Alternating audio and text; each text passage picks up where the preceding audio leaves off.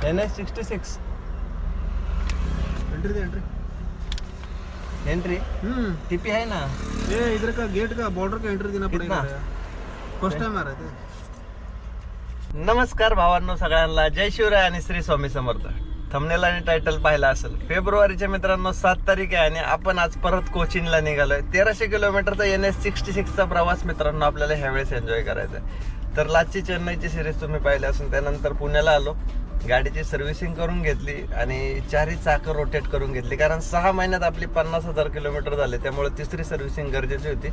तर ती कंप्लीट केली, चारही चाकं पण रोटेट करून घेतली आणि थांबलो होतो घरी 2-4 दिवस। आणि आता फायनली मित्रांनो आपण आज पनवेलवरतून गाडी लोडिंग केली आहे कोचीनसाठी। NS66चा 1300 किलोमीटरचा प्रवास मित्रांनो या सिरीजला आपल्याला एन्जॉय करायला भेटणार। तर गाडी लोडिंग करून घेतलेली आहे। स्क्रॅपचं मटेरियल म्हणजे आपण म्हणतो ना लेबर शिफ्टिंग, त्या टाईपचं मटेरियल, त्यात कंपनीचं पण थोडं इंडस्ट्रीयल मटेरियल आहे आणि बाकी त्यांचं राहायचं सामान आहे। तर ते ट्रेनने जाणार आहे आणि आपण डायरेक्टली गाडी लोडिंग करून निघालो आहे। तर मस्त अशी मित्रांनो आपण महाराष्ट्र, गोवा, कर्नाटक आणि केरळ अशी 1300 किलोमीटरची जर्नी ह्या वेळेस परत एन्जॉय करतोय। तर येताना मागच्या वेळेस तुम्ही पाहिला असेल NS66 आपण पूर्ण कव्हर केला होता, आता जाताना परत कव्हर करतो। तर चला, मस्त अशी सिरीज आहे, एन्जॉय करायला नक्कीच तुम्हाला आवडेल। त्यामुळे चॅनलवरती नवीन असेल तर सबस्क्राईब करा आणि बेल नोटिफिकेशन ऑल वरती सेट करून सिरीज कशी वाटते ते कमेंट करून नक्की सांगा। आणि हे जे मटेरियल आपण भरले ना मित्रांनो, हे एअरपोर्टच्या इथं जे फ्लायओव्हरची कामं चालत ना, इथं त्यांची साईड चालू होते बघा। समोरच हे नवीन जे एअरपोर्ट झालंय आपलं दिबा पाटील एअरपोर्ट, तर त्याच्या साईडलाच होतं। याला सामान पडतंय माग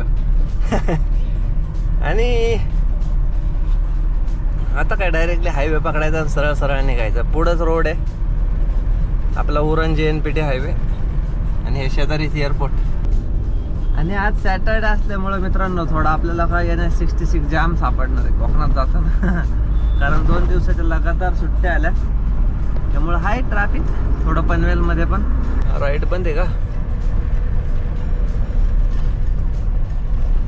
करून यावं लागतंय। आणि ह्यावेळेस मित्रांनो खर्च वाचवायचा, ॲक्च्युली पार्ट लोड पण होता पुण्यावरतून डायरेक्टली कोचीनचा, बट आपण काही घेतलं नाही कारण आपल्या गाडीमध्ये मटेरियल बरंच जाम आहे।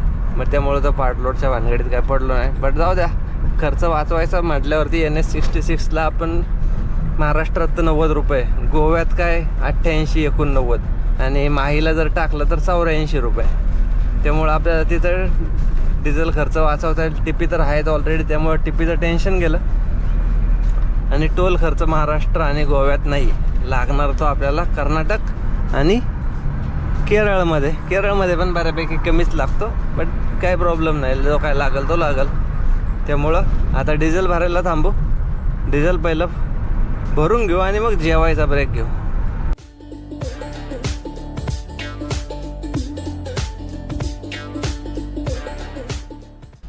टँक झालाय फुल मित्रांनो, आपण डिझेल भरलेलं आहे बरोबर 3000 रुपयाचं। भूक पण लागली,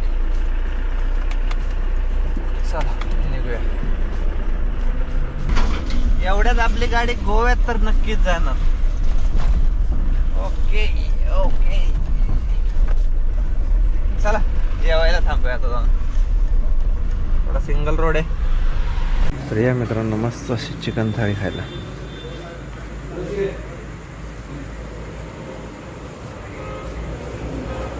80 रुपयाची चिकन थाळी खाल्लेली आहे। बरोबर 10:15 झालेत। गोव्यापर्यंतचा प्रवास तर खेचायचाच, बघू जेवढा खेचता येईल तेवढा खेचू, काही घाई नाही आपल्याकडे। पार्टी बोलतीये परवा, बट आता आपल्या पोचण्यावरती कधी पोहोचायचं।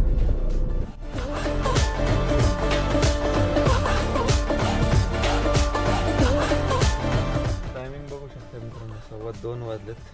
मागं टोल ना काय मस्तपैकी गाडी लावली आपण, आपल्या पुढं पण इमेज 12च उभी आहे पण। तर आता आराम करतो कारण आजचा दिवस ऑलरेडी गॅप पडल्यामुळं गाडी चालवायचं थोडा आज लवकरच कंटाळा आला। आता इथंच थांबावं कारण बरोबर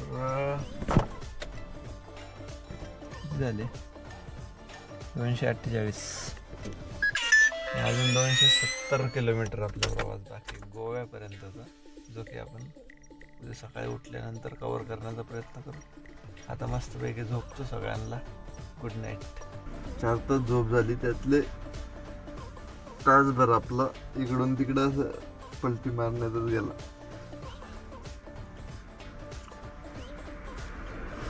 थंडी आहे अजून, काही थंडी संपलेली नाही. निघूया. असं दाट धुकं पडलंय सकाळ सकाळी संगमेश्वरला. हे पण उगवलंय, पण समोर धुकं बघा कसं दिसतंय. वा वा वा, थंडी पण आहे. रात्री गारटलं बरं का. ब्लँकेट काढलं होतं आपलं, दोन्ही ब्लँकेट काढली. असं वाटतं सीन सकाळ सकाळी मस्त की रे, एकच नंबर. संगमेश्वर, रत्नागिरी आणि हातखंबा एवढं अंतर आपण मित्रांना कव्हर करून घेतलं, कारण त्या रस्त्याचं बऱ्याच ठिकाणी काम चाललं होतं. बोललो पहिला रस्ता उरकून घेऊ का, चहा नाश्त्यासाठी सुद्धा थांबलो नाही. 9:30 वाजायला आले. तिथं काय होतं माहिती आहे का मित्रांनो, बराच टाइम जातो त्या रोडला. बाकी इकडं आता सिंधुदुर्ग जिल्हा सुरू होईल. पुढं तर सिंधुदुर्गामध्ये टेन्शन नाही. कुडाळ, सावंतवाडी आणि गोवा. तर बरोबर 2:30 वाजलेत मित्रांनो. आंघोळ पूजा उरकून घेतली आणि आपलं रनिंग झालंय 470 किलोमीटर. तरी तर शेजारी हौद होता मित्रांनो, कैलास ढाब्यावरती थांबलो होतो. बॉर्डरपासून एक 20 किलोमीटर अलीकडंच सावंतवाडी बायपासला. तर समोरच कैलास ढाबा आहे. आंघोळ पूजा उरकून घेतली इथं हौदावरती. हा एक ऑप्शन आहे बरं का, जवळच्या जवळ, बॉर्डरच्या एकदम जवळ आहे. आणि युनिफॉर्म पण घालून घेतलाय, कारण आपल्याला लागणार आहे गोवा आणि नंतर कर्नाटक. तर टीपी आपण काढला होता, त्यामुळं फाईल पण काढून ठेवली. बोललो चला पहिले फाईल वगैरे रेडी करून घ्यावा, कारण आपण मागच्या वेळेस कोचीनवरतून येतानाच टीपी काढला होता. पुढे गेला आपला टीपी, हा बघा इकडं पडलाय. तर काही प्रॉब्लेम नाही. आता याला ठेव पुढं, तो गेला त्याच्या जागेवरती. आपण आलो आपल्या जागेवरती. आता बघू कैलास ढाब्यावरती काहीतरी खायला भेटतंय का. या मित्रांनो, मस्त अशी बांगडा थाळी खायला आजची. कशी वाटते बांगडा थाळी? हॉटेल कैलास मोकळच आहे, त्यामुळं बोललो आज चला एकदा बांगडा थाळी खाऊनच घ्यावा.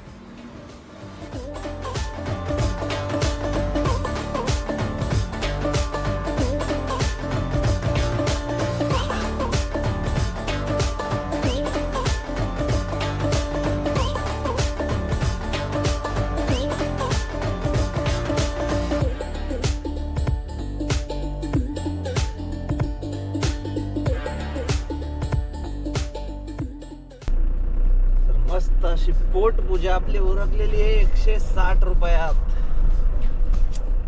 बांगडा थाळी, जेवण मस्त होतं. नक्की ट्राय करा बरं का कैलास ढाब्यावरती. आता तुम्ही म्हणशाल रात्री खाली चिकन थाळी, आता खाली मस्तपैकी मच्छी थाळी. काय माहितीये का, पुढं केरळात गेलं ना मासे भेटतात, पण पुढं भेटतात हे आपल्याला माहित नसतं. तिकडं पण टेस्ट चांगली असते थाळीला, पण बाहेर शक्यतो मी नॉनव्हेज खाल्लं तर महाराष्ट्रातच. त्यामुळे इकडंच उरकून घेतलं. आता काय टेन्शन नाही. सकाळी वडापाव खायची पण हाऊस झाली. रात्री चिकनची पण हाऊस, आता मच्छी थाळीची पण हाऊस. परत 8 दिवसानंतर भेटलं, मग आल्यावर खायला भेटत. त्यापेक्षा इकडूनच मस्त बेत झालाय. आता सुस्त होणार आहे. मँगलोर 450 किलोमीटर आहे अजून. गोवा राहिलाय आपल्याला 70 किलोमीटर. आपलं अंतर अजून लय लांब आहे. बघू, गोव्यात पण एकदा डिझेल फुल करून घेऊ, कारण आपल्याला अजून 2 पोल शिल्लक आहेत. आणि पहिला टँक फुल केल्यानंतर बरोबर 450 किलोमीटर तर आत्तापर्यंत झाली आहे 3000. Thank you and visit again. चला मित्रांनो, बरोबर 3:45 वाजायला आले. आपला महाराष्ट्रातला प्रवास संपला. आता गोवा. गोवा चेकपोस्ट. इकडं थांबायचं. शिट्टी मारली. ओके.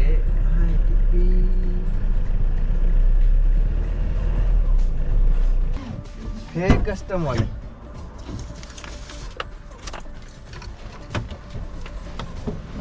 इथं झाला पेपर चेक. आता पुढं RTO चेक पोस्ट. इथं जायचं, टिपी दाखवायचं.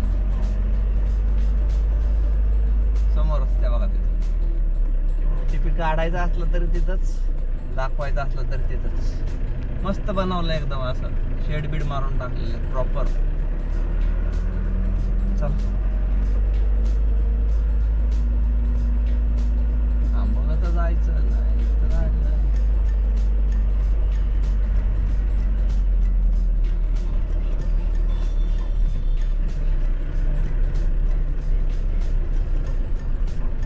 शिट्टी वाजली, गाडी थांबली. चल टिपी दाखवून निघाला. ऍक्च्युली ह्या साईडने पलीकडचं जास्त दिसत नाही, अलीकडचं जास्त दिसतंय. तरी काय प्रॉब्लेम नाही, येताना परत कव्हर करू. मस्त असे सीन्स बघायला भेटतात गोव्याचे पण. भारत माता की जय, वंदे मातरम.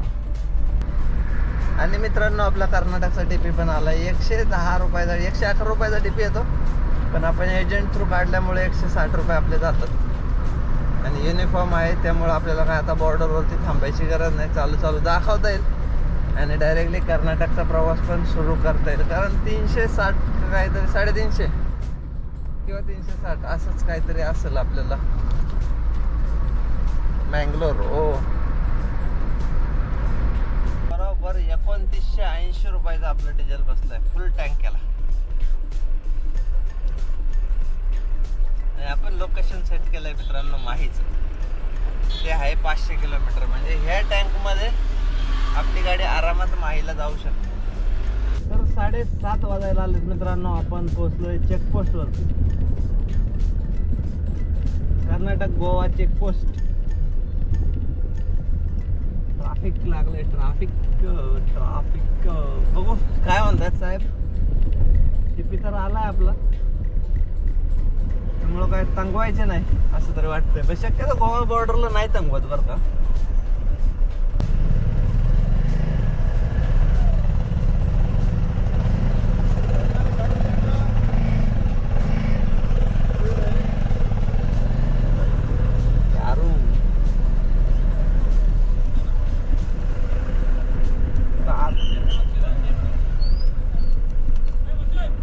रेडला लावतो ना.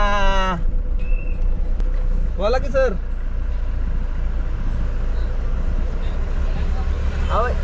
पेंटिंगचं मटेरियल आहे. बिल्डिंगचं मटेरियल नाही बिल्डिंग नाही, NH66 आपलं रस्त्याचं रोडचं. हा ओपन करून टाकतो ना. डॉक्युमेंट बिल वगैरे आहे की दाखवायचं चेकपोस्ट आहे. आहे की ते आता ते चाललं तुमचं दारूचं चेकिंग म्हणलं आपल्याला काय आपण खात नाही. मालाचं पण लागतं ना.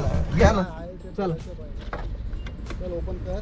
काय ते साहेबला दाखवा. ओके ओके चलो वेलकम टू कर्नाटका.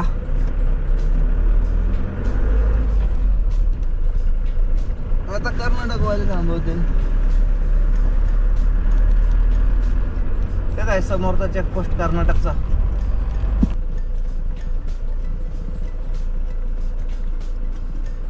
रोड का material NH66.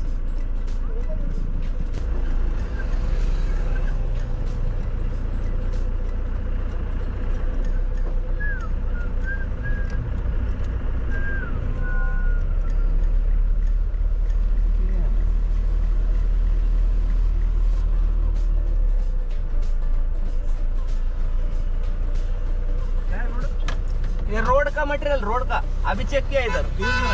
Cochin Cochin side में डालो.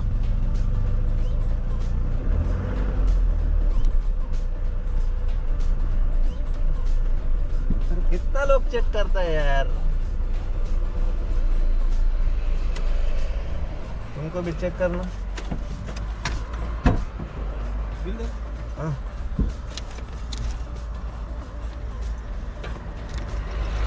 NH66 एंट्री दे एंट्री. एंट्री टीपी है ना. ये इधर का गेट का बॉर्डर का एंट्री देना पड़ेगा. कितना? फर्स्ट टाइम आ रहे थे.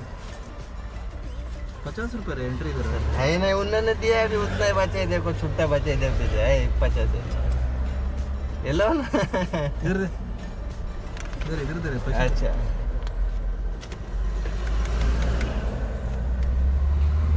कसा कारनामा समोर समोर आहे का तुमच्या समोर दिले की नाही 50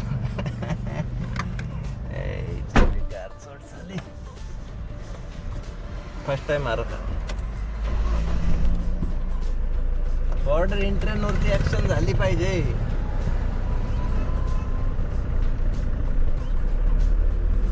तुम्ही म्हणशाल की 50 रुपये का दिले. गोव्यात सुद्धा 70 रुपये, हा बरोबर 70 रुपये लागतात. टिपी दाखवल्यानंतर 50 घेतात आणि याचे कस्टमवाला 20 घेते. एक्झिटला पण कस्टमवाला 20 रुपये घेते. आता हे कर्नाटकवाल्याने घेतले 50 रुपये. बरोबर 614 किलोमीटर. ओके, म्हणजे अर्ध रनिंग झालंय मित्रांनो. आत्ताशी आपलं हा अजून एवढंच अंतर बाकी आहे आणि आपल्याला माही दाखवते 450 किलोमीटर. म्हणजे सकाळचा 4चा टायमिंग दाखवतोय म्हटल्यावरती आपल्याला ॲटलिस्ट मँगलोर तरी क्रॉस करून जावंच लागणार आहे. हा, मँगलोर असेल 250 किलोमीटर बरोबर. डॉगेश भाई सरक्की राव. तर काय नाही मित्रांनो, आता आपण आहे ना प्रवास उरकून घेऊ. आता करवार लागल, उडपी मँगलोर मध्ये पण आहेत, बट ते सगळे आता रात्रीचा टायमिंग असल्यामुळं सगळे कवर करत निघून जाऊ. पटापट मँगलोरपर्यंत तरी ॲटलिस्ट कवर करू. वाटलं होतं उद्या पोहोचल, पण नाही, उद्या नाही पोहोचणार, परवाच पोहोचणार आपण. परवा सकाळी